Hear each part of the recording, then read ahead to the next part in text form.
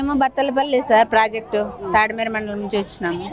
మాకు మెయిన్ ఏమంటే మినీలు మెయిన్ చేసినారు కాబట్టి మాకు శాలరీలు పెంచాలనే ఉద్దేశంతో మేము వచ్చినాము. చంద్రబాబు నాయుడు గారు పెంచుతారని మాకు నమ్మకము. అందువల్ల ఆయన మా అంగన్వాడీల పట్ల కొంచెం శ్రద్ధ తీసుకొని శాలరీలు పెంచాలని కోరుతున్నాం సార్. ఎన్నికల ముందు మీ టెంట్లకు వచ్చారు గుర్తుందా? చంద్రబాబు గారు, పవన్ కళ్యాణ్ గారు, లోకేష్ గారు వచ్చి అధికారంగా వచ్చి 2 ఏళ్ళు అయింది. ఏంటి పరిస్థితి? ఏమి పెంచలేదు అన్నారు కానీ పెంచుతారు అని అంటున్నారు కానీ ఇంకా మా శాసనసభలో కానీ ఇంకా ఏమి మాకు నిర్ణయాలు తీసుకోలేదు. 3 సెక్షన్లు అయిన అసెంబ్లీ తెలుసా మీకు? అవును సార్. మాకదే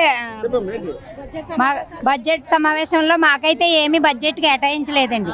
ఒక మామూలుగా ఏంటి చనిపోయిన తర్వాత ఇచ్చి గ్రాడ్యుయేట్ మామూలుగా మట్టుకొచ్చులు అవన్నీ జగన్ గారే చేశారండి. అవన్నీ వీళ్ళేమి చేయలేదు. రెండు టపాలుగా జీతం పెంచానంటున్నారు, ఏమీ పెంచలేదండి. జగన్ వచ్చాక 1000 రూపాయలన్నా పెంచారు, ఈయన అసలు రూపాయి కూడా పెంచలేదండి.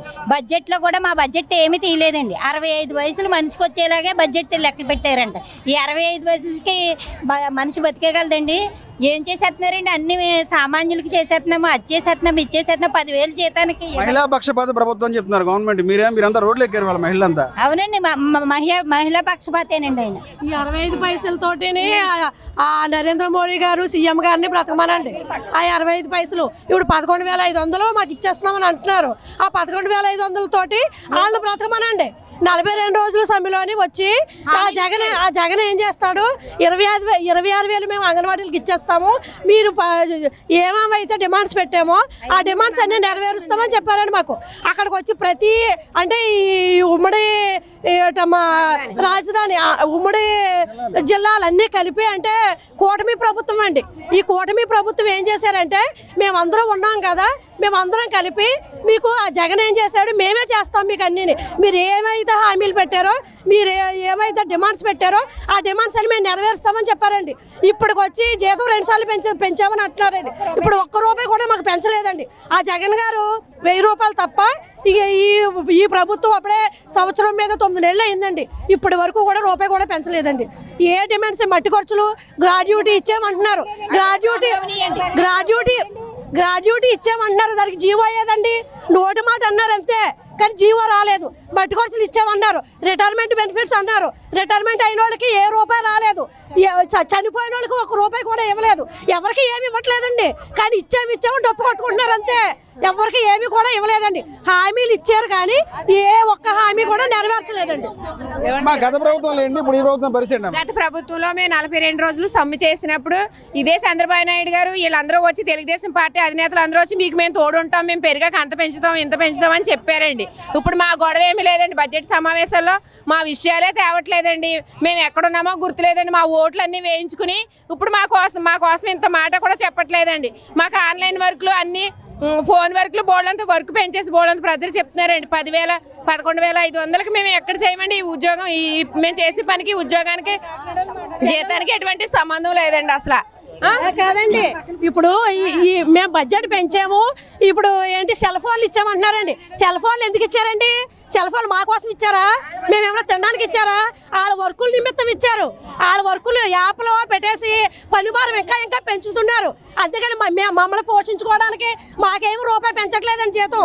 వాళ్ళ వర్కులు చేసుకోవడానికి ఇప్పుడు పిల్లలకి, గర్భవతులకి, బాలింతలకి అది ఇచ్చేసాము, బాత్రూమ్లు కట్టించేసాము, కుళాయిలు ఇచ్చేసాము. అంటే స్కూల్ వరకు పిల్లలకి వాళ్ళ కోసం చూస్తాం.